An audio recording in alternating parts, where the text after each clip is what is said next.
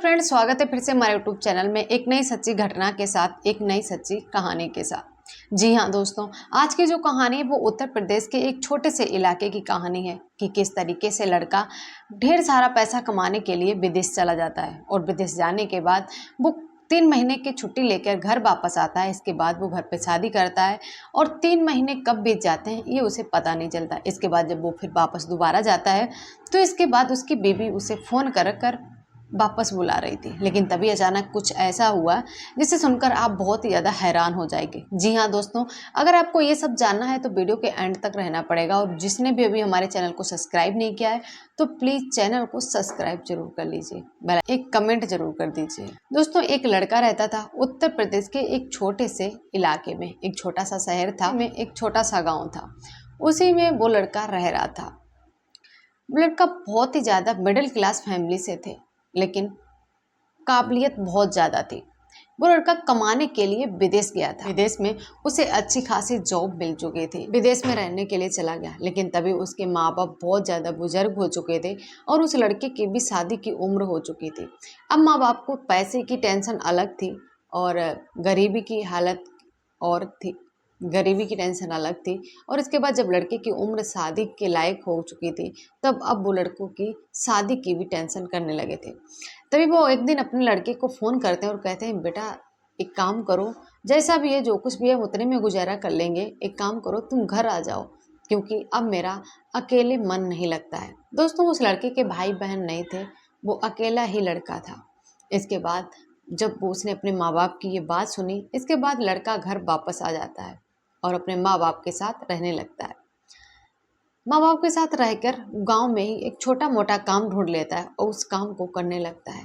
दोस्तों, वो विदेश से वापस आया हुआ लड़का यहाँ के काम काज उसे बहुत ही कम समझ में आते थे, क्योंकि वो जो कमाता था वो उसमें से कुछ बचता ही नहीं था। इसके बाद वो लड़का फिर से विदेश जाने की बात करता है, लेकिन उसके माँ बाप तब रोने लगते हैं और कहते हैं कि अगर तुम्हें दुबई जाना है तो तुम एक काम करो, तुम अपनी शादी कर लो और बहू को हमारे पास छोड़ दो, हम बहू के सहारे बने रहेंगे, हम तुम्हें कभी डिस्टर्ब नहीं करेंगे, जब तुम्हारा मन हो तब तुम आ जाना।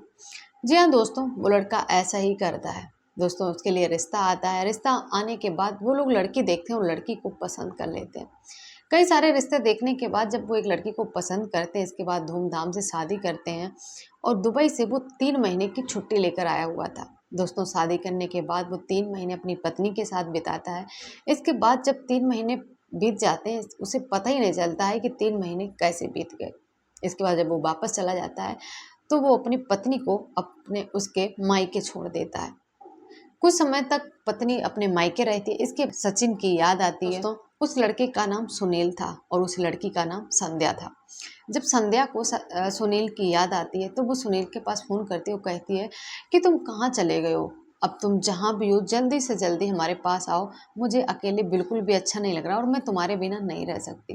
तभी सुनील कहता है कि संध्या, तुम परेशान मत हो, जो हालत तुम्हारी है वही हालत हमारे भी यहाँ है, लेकिन घर की कुछ मजबूरियाँ हैं जिसे हम लोगों को मिलकर ही ख़त्म करनी पड़ेंगी। संध्या ज़्यादा परेशान होती है तब वो समझाता है और समझाने बुझाने के बाद खुद बैठकर अकेले में सोचने लगता है। सोचता है कि अगर हम पैसा कमा भी लेंगे तो हम क्या करेंगे इस पैसे का, जब हम हमारी पत्नी, हमारा घर, हमारा परिवार, हमारे माँ बाप ही हमसे दूर हैं तो हम इतना पैसा कमा कर करेंगे क्या।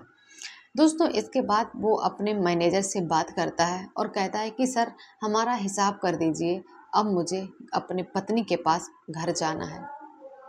दोस्तों, इसके बाद जो मैनेजर होता है वो उसी कंपनी के मालिक से बात करता है और कहता है कि जो हमारे कंपनी में तो सुनील है, घर जाने के लिए हमेशा हमेशा के लिए ये कंपनी छोड़ रहा है और दुबई से हमेशा के लिए घर जा रहा है।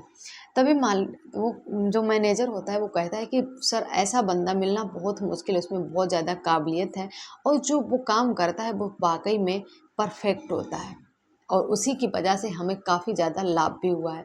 दोस्तों, वो कंपनी उस सुनील को खोना नहीं चाहती थी। इसी वजह से मालिक और मैनेजर आपस में बैठकर जब बात करते हैं तो वो एक डिसीजन निकालते हैं कि क्यों ना उसकी पत्नी को भी यहाँ बुला लिया जाए।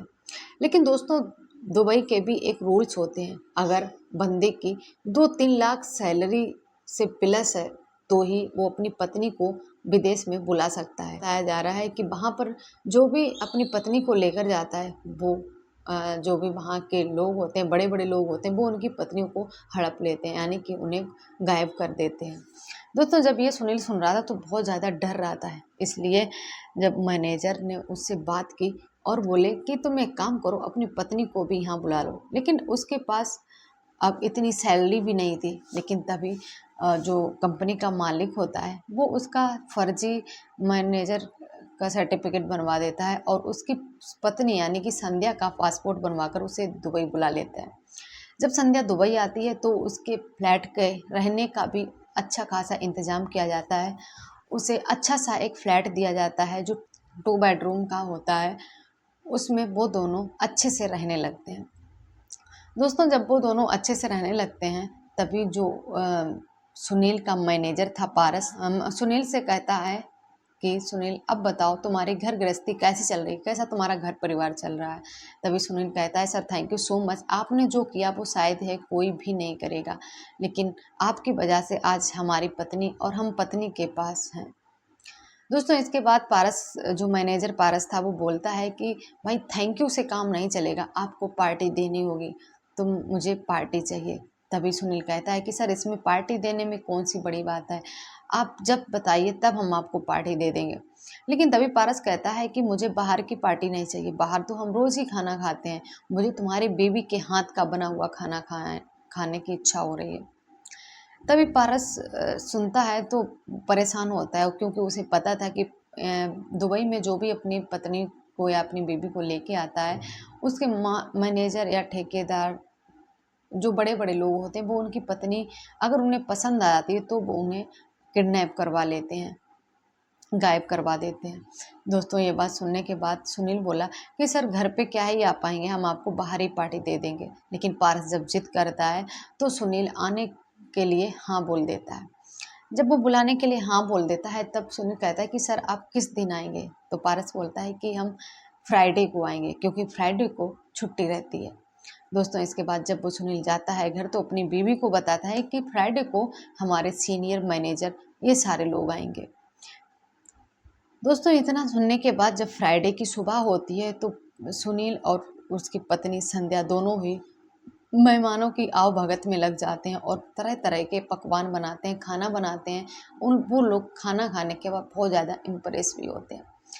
दोस्तों जब वो लोग आते हैं तो नए नए प्रकार के खाने उनके सामने रखा जाता है, उन्हें खिलाया जाता है। उनके पीने के लिए शराब भी होती है, सब कुछ अवेलेबल होता है एकदम पार्टी की तरह। दोस्तों इसके बाद वो लोग खाते हैं और अब उसकी पत्नी संध्या की बहुत ज़्यादा तारीफ भी करते हैं। दोस्तों अब रात के 11 बज चुका था, रात के 11 बजे तक वो लोग पार्टी करते हैं। इसके बाद सुनील से कहते हैं कि सुनील ऐसे काम नहीं चलेगा, तुमने अपनी पत्नी का चेहरा तो दिखाया ही नहीं है, मुझे तुम्हारी पत्नी का चेहरा देखना है। तभी सुनील कहता है कि सर क्या ही देखेंगे, गांव के कल्चर की लड़की है, शर्माती है, चेहरा ढक के ही रहती है। सुनील कहता है पारस बोलते हैं ऐसा कैसे हो सकता है, हम तुम्हारी बीबी को देखे बगैर नहीं जाएंगे। दोस्तों इसके बाद सुनील बेचारा परेशान हो जाता है। इसके बाद वो अपनी बीबी को बुलाता है और जब वो अपना घूंघट हटाती है तो पारस जो था वो उसकी बीवी को देखते ही रह जाता है। लेकिन कुछ समय के बाद जब वो शर्मा जाती है तो वो वहाँ से चलने लगती है। तभी पारस कहता है रुकिए आप जा कहाँ। तभी वो अपने गले से एक सोने की चैन उतारता है और उस संध्या को दे देता है। संध्या को देने के बाद संध्या चली जाती है और उसके बाद वो लोग भी रात के 12 बजे लगभग उसके घर से चले जाते हैं। इसके बाद संध्या अपने पति यानी कि सुनील से बोलती है कि आप आज के बाद इन लोगों को मत घर पर लेके आना, मुझे अच्छा नहीं लगता है, लोग आते हैं, मुझे नहीं अच्छा लगता। आपकी जो भी पार्टी हो, जो भी बातचीत मीटिंग हो, वो आप घर से बाहर ही कर लिया करो।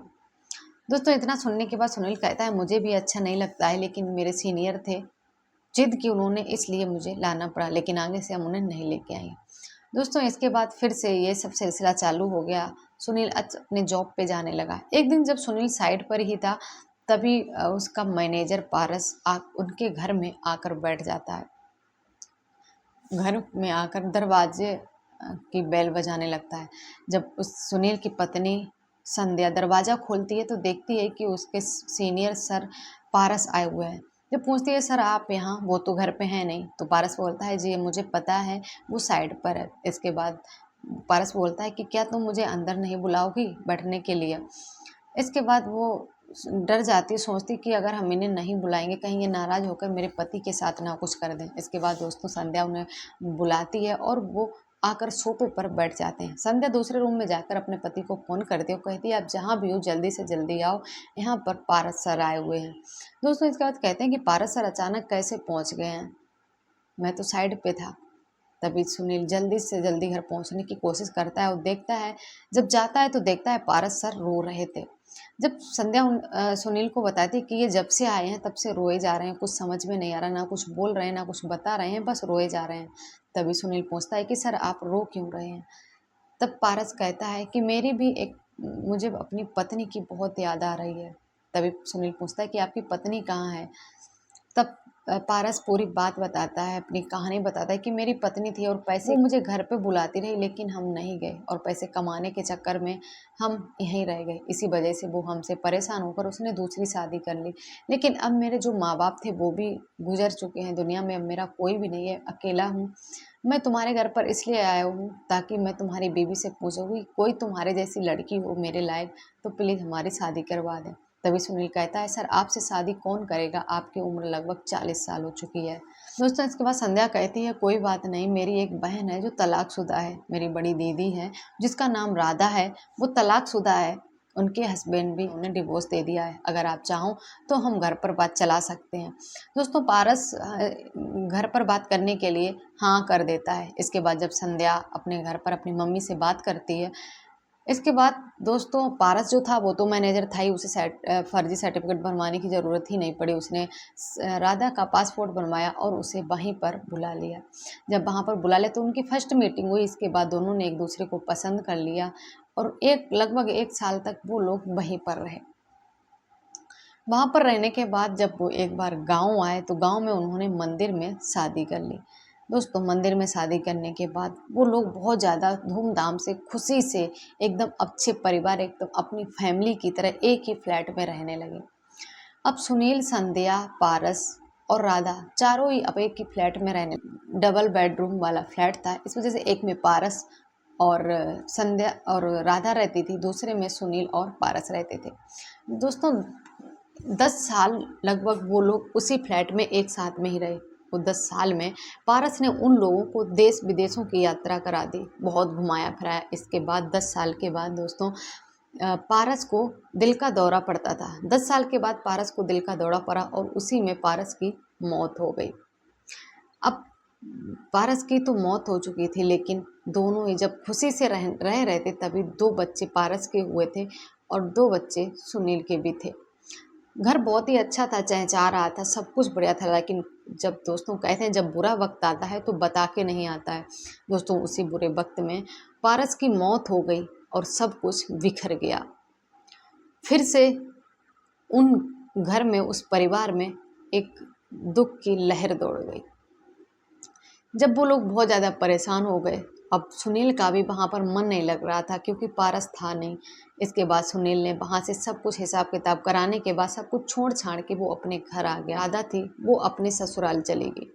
वहाँ पर थोड़ा बहुत जायदाद ज़मीन प्रॉपर्टी थी वो राधा ने बेच दी और अपने मम्मी के पास रहने लगी। दोस्तों पारस को पहले से ही पता था कि उसको दिल की बीमारी है, उसकी मौत कभी भी हो सकती है। इसी वजह से उसने पहले ही सारी प्रॉपर्टी, पैसा, सब कुछ राधा के नाम कर रखा था। दोस्तों वो सब निकालने के बाद राधा अपने बच्चों को पढ़ाने के लिए अपने मायके रहने लगी। इधर जो संध्या थी और सुनील भी अपने घर परिवार के साथ अपने घर में रहने लगे। और दोस्तों अब पैसे की तो कोई कमी नहीं थी क्योंकि पारस ने बहुत कुछ उन लोगों के लिए कर दिया था। दोस्तों कहते हैं कि बीवी के भी सुंदर हो, कितनी भी पढ़ी लिखी हो, कितनी भी अच्छी जॉब हो, कुछ भी हो, लेकिन कभी अदर कंट्री में लेडीज़ों को नहीं ले जाना चाहिए। दोस्तों ये थी कहानी और कैसी लगी आपको कमेंट सेक्शन में ज़रूर बताना और वीडियो कैसा लगा ये भी कमेंट सेक्शन में ज़रूर बताना। और अगर आपने अभी हमारे वीडियो को लाइक नहीं किया है तो प्लीज़ एक लाइक कर दीजिए और चैनल को सब्सक्राइब भी कर दीजिए दोस्तों, क्योंकि आपका एक लाइक और एक सब्सक्राइब ही हमें बहुत आगे तक लेके जाता है, हमें बहुत मोटिवेट करता है।